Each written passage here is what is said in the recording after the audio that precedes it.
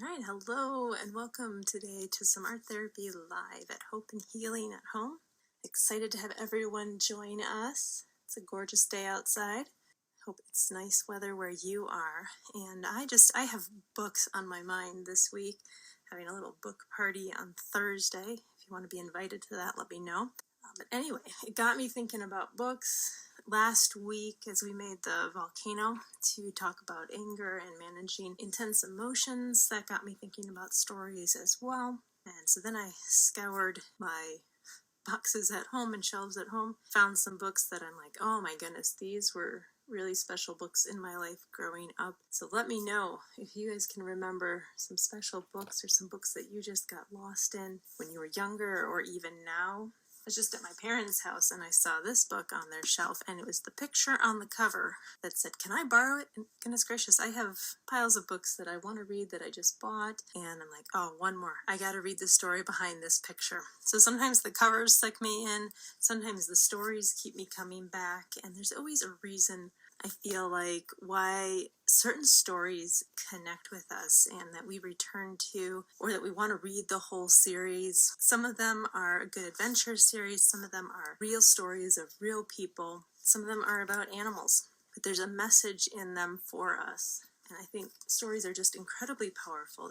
They're powerful in enjoyment, they're powerful in healing, they're powerful in giving us words to use. At my office, I have some of these books. These two books on emotions I keep right in my office. And almost all of my clients at some point see that they're sitting there and flip through them. And they're a fun way to talk about emotions. If you have a favorite book that helps you talk about emotions, or just a favorite book from your life that you've enjoyed or has been powerful in helping you see things differently or encouraging you, let me know if there are books that have been powerful to you or that have been helpful in talking about emotions or different topics in your life. I actually got a whole series of this book when a school was closing down. They ran out of funding in our area and had been up and running a long time. So these are very old books, and I think I got them for like $0.25 or something from when they closed out their library area. And I'm like, well, this is a cheesy purchase, but I'm just going to throw it in the lobby of the office and see if anybody reads it. These are read all the time by people in our waiting area, and they borrow them and they bring them back. It is helpful sometimes to have a story to read, to talk about hard topics, to bring them up with your kids or for yourself. I found this series online, I think 2 years ago, and it's a really cute series, and it has animals that go with it, and I think there's even like little videos, but it goes over a couple different emotions that are helpful for kids. I like the bright colors, I like the cute little animals, some good little resources. If you're looking for some books, these are a couple other good ones. This is about identity, about your value. It's got a nice little visual in here of great illustrations as well. I always like when the illustrations are really nice. Talks about a wood carver, and then these dots that people collect over time, and what helps the dot. What are the dots? What do they represent? How do you get them? And in the end, how do you get to release them? So that's another really good book. And then I found this book recently, It Will Be Okay, talking about change and fear, about a fox and a seed. Really clever little book. Could be helpful in a whole lot of different ways. And you never know the power of these books when you read them to your kids, or even as an adult, to give yourself a treat of reading some kids' books. And then my nieces and nephews are really into, and several of my clients have told me, they're really into these graphic novels lately. This is a great thing. I've used cartoon strips before with my clients to talk through things. There's different ways of telling stories. Collage is a great way to tell a story. Sometimes I'll just flip through a magazine and have people like pull out just a couple images, and we can start to tell a story about what it is. You can start with an image, you could start with a quote or a color. All these things, as you tell a story about them, they tap that part of ourselves that we get real defensive and we protect and we hold close. And we can get this out through art, we can get it out through story in ways that are helpful, that we might not bring out at other times in our lives. Because it's fun. It's a story. It's about another character. It externalizes the problem. So as I was thinking about stories this week, I started thinking about narrative therapy. I don't know if any of you have heard of narrative therapy before. It's really fun, and in my newsletter I will put a link to some really good articles and lots more information about it. But some of the great things I like about narrative therapy is it uses story and it externalizes the problem, which is something I enjoy about art. It puts the client in the position of the expert and not the therapist, so it gets them engaged in telling their story and reframing things and looking at it differently and realizing that there's potential for different endings. So those are some of the things I love about narrative therapy, and again, I'll put links in some really good articles and series of questions in there. And today I want to introduce you to a couple different ways that I combine all these things: stories, narrative therapy, art, enjoying the process of exploring things that can sometimes be really hard. One is to tell a story or create a picture together, and I had a blast. I couldn't find these images. I probably actually left them with my niece, which is probably why I can't find them. You can use crayons, markers, pencils, anything you want. With the Make a Mark drawing, you can do it in a group or with just two people. And the whole premise there is that you can only make one mark on your turn. So you put your drawing utensil down and you make some kind of a mark. And as soon as your writing utensil comes off the page, your turn is done. You pass it to the next person and they make some marks,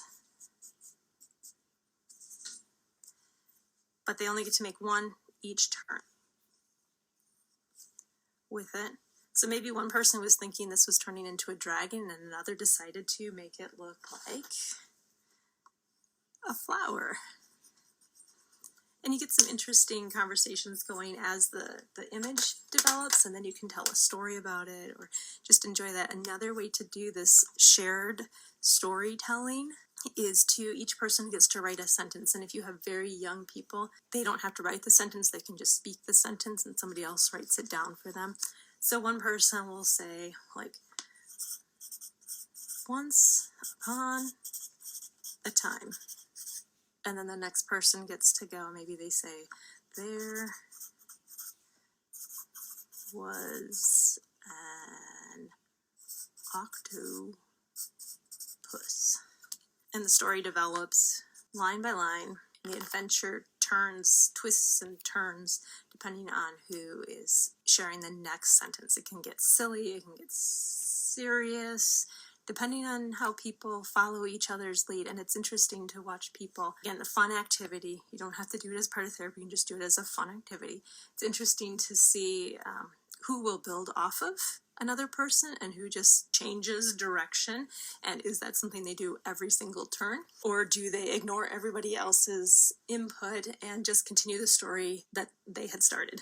So maybe somebody says there was an octopus, and then three other people go between them and suddenly they're in a forest, and then the person who wrote there was an octopus, they just go with the next line of the story that they wanted. There was an octopus who lived in the sea. So suddenly we go from like the forest to the deep ocean again. Lots of different ways this develops, totally unpredictable, can be a really fun activity. So both of those are the Make a Mark drawing and the write a story together. Very, very interesting. Oh, I was telling you about the drawings I did with my niece. We actually got a roll of paper towel, just the white paper towel for cleaning up, not actually meant for drawing, but we couldn't find paper at the moment. We're like, all right, we're gonna grab that roll. And we used markers, and together we created this whole fashion show of people, and each rectangle was a different person, and then we kept going back and forth between all of them, adding details, and it was a really fun time and a nice bonding experience. I encourage you, do some art with people, do some collaborations with storytelling. The other therapist at my office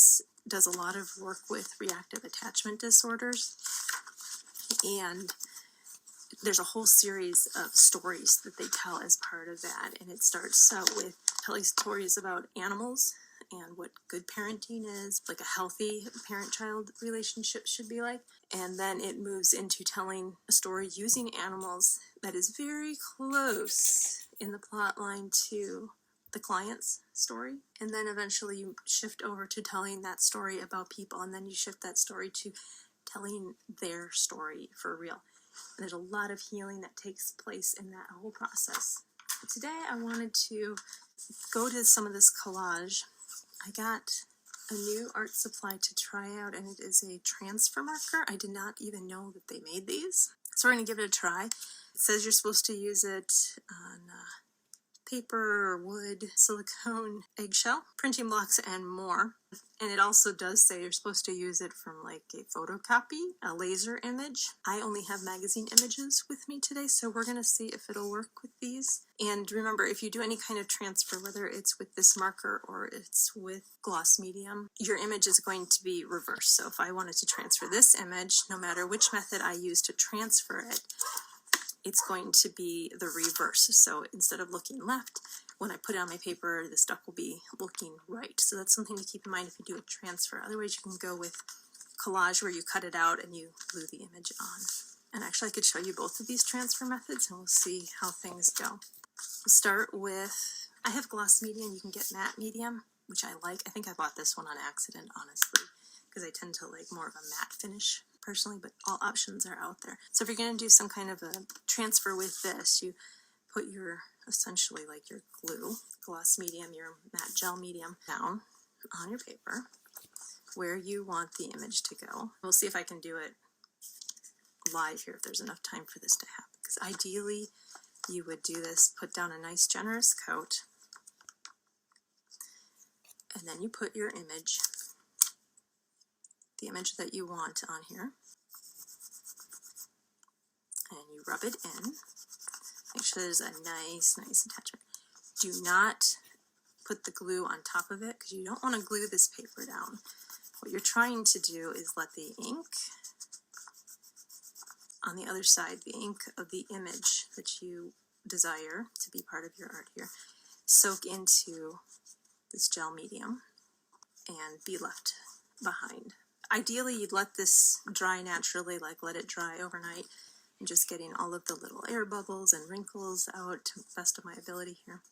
And transfers are not perfect, and that is a bit of their charm, I believe. So to do a transfer, since it's going to be reverse, I wouldn't want to use something with writing on it because it will look backward, unless you enjoy that look. I think I'll collage that piece on normally. And here I'm going to bust out this marker, do a little experiment. I was just reading something today about the importance of process. We want things just to work out, but we need to give ourselves space and time, sometimes to do things slowly, to test it out, to not be afraid to fail, to have it not work out the way that we want to. And there's real healing in that. Let's see if this is even going through. It's not doing anything, so I'm not sure if this is going to work on a magazine piece. Oh, and you definitely need a good ventilated area, so I'm glad the window's open. It has a pretty strong scent. You want this to be able to bleed through to the next page, so I'm not sure if it is going to work on the magazine image. But anyway, process. There's something that we learn in the process of doing something. And it's okay if the end product isn't what we thought it was going to be.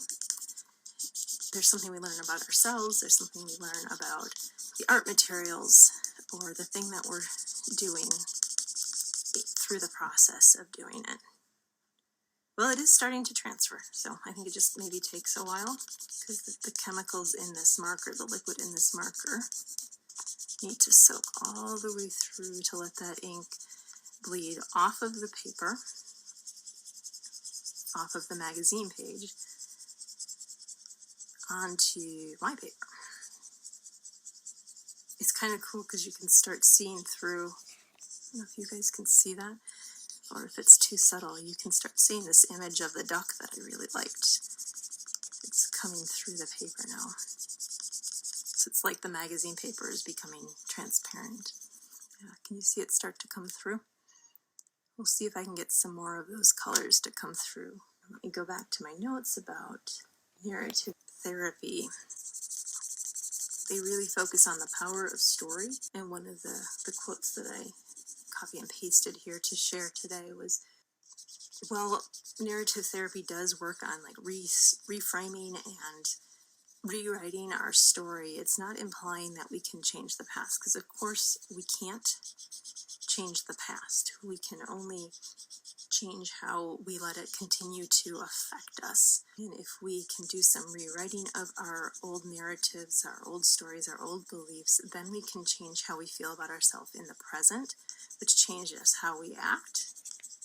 It can change how we view the world, our job, anything that's going on in our lives, and then allow us to act and respond differently, which in essence rewrites our future story, because we're constantly writing our story, right? Every choice we make, everything we do, everything we try, every relationship we have is another page in the story of our life. And so we get to change. If we don't like the direction it's going, we can change it. Can't change what is already written in the book, but we can change what's coming in the future. If you do this, I would suggest maybe taping the paper down, because I think it has moved a little bit as I have drawn on it or applied this marker onto it. Things look a little blurry behind it. I really wanted some of this color, and the color doesn't seem to really be transferring, but that's okay, because I have other colors around that I could add on top of this. So as I'm looking at these images, the one was a chick hatching from eggs. This one is a duck coming out of the water. The phrase that captured my attention earlier was both and. Do you feel a story developing within yourself? And I encourage you, before I finish this, to, if you're inspired by these things, the duck, the chick, the phrase, jot down your thought. Take a gander, take a guess as to where this story might be going, because I would guarantee that your version of the story here is going to end up being different than my version of the story that is developing with these images. And that I have found that as I've been watching some art classes recently, that I see an image in the painting, I have a feeling, I know the direction that the artist is going, and then suddenly they make a mark and it's going in a whole different direction that they saw that I didn't see. So it's kind of interesting to see what we each see, what comes up for us in images and phrases. And we can all look at a situation, an experience. We can be in the same story as someone else and have a different perception, a different view of that story. One thing I like to talk with people about is, have you heard the story of the blind man and the elephant? It's a great story for talking about perception. Don't ask me why blind people were walking in a jungle by themselves without any kind of a guide. But anyway, legend has it they were. And they come across this creature. And you know, the way that blind people figure out what's in front of them is by using their hands. So they all reach out and they touch this creature. And they know it's a living creature because they can hear it breathing. They can smell it, right? And they're very curious about what this strange creature is. So one blind person is touching part of it and he's going, oh, it's like a whip with a furry end.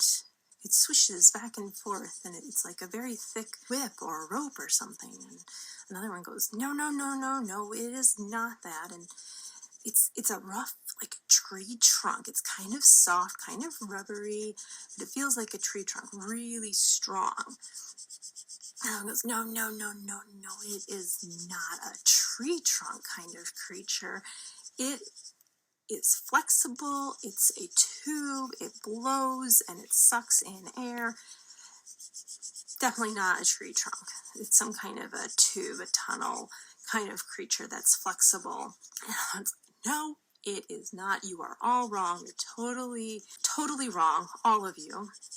It is like a fan. It is thin. It is huge. It moves back and forth. It is flexible. It's a flexible fan kind of creature. So as you all know, we know, because we can see the whole elephant. We know it's an elephant. Can you guess which piece each one was describing? The tail, the leg, the trunk, and the ear. The big question is, were any of these blind people describing things wrongly? No, they weren't. Were any of them correct? Well, yes, they were correct in the part that they could see, right? But none of them captured the whole of the elephant. So what I like to talk with people about when we're looking at a situation where one person was really wrong or really upset is, what are the other pieces of the story? What are the other facts that give us a better, a more cohesive, a more full? All right, we're calling this one done. I was hoping for a little better transfer, but that's what I got. And you can see that it, because I hadn't taped it down, that it moved a little bit, got a little bit blurry. But we'll have to try that with a photocopy sometime.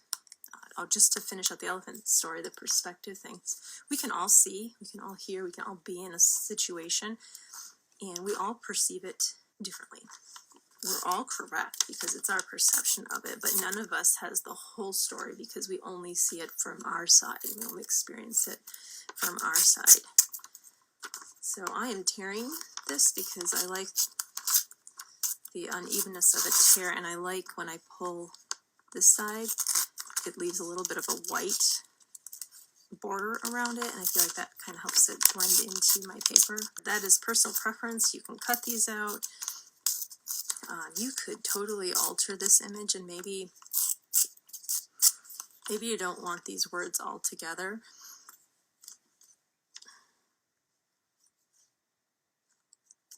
Maybe I'll do that. Maybe you want them to go on different pages. Maybe you wanted them together. Maybe you wanted only one of them. Your story, your image, you get to figure that out. This is not all the way dry, but when this is all the way, I'll just show you. It's okay if it doesn't work on here. When this kind of transfer is dry, you're going to put a little water, and you're just going to kind of keep adding water as you need to, and rub it in, because what you're essentially working towards as this water gets into the paper is rubbing off the paper backing so that all that is left is the image that you desired. So as you can kind of rub pretty rough at the beginning while you're waiting for the water to soak into the paper, especially if it's magazine paper. It has a little bit of gloss. But as you get down, you can see the paper start to peel away. You want to go a little gentle because you could, in the end, pull that whole image off, which is not the ultimate goal of it. So as you can see, the egg is starting to appear. So there's a little bit on transfers. I will keep working on this collage and this story on my own, and when I edit it for YouTube, I will put the image of the finished product on there. But I hope you all give storytelling a chance, enjoy the process of telling a story and just letting it develop. And then when you reflect back, see what you've learned through that process of telling a story, or tell some stories with other people, do some collaboration, and enjoy bonding, enjoy that experience and making that memory together. Healing work does not always have to be serious. It can be a lot of fun. Take care. If you have questions, let me know. Again, I have things on YouTube, Facebook, and Instagram, all under Hope and Healing at Home. Have some great guests coming up in the next couple months, and I've got a couple classes that I'm going to be teaching and a whole course I'm developing, and I will put those links in the comment. Take care and have a good day.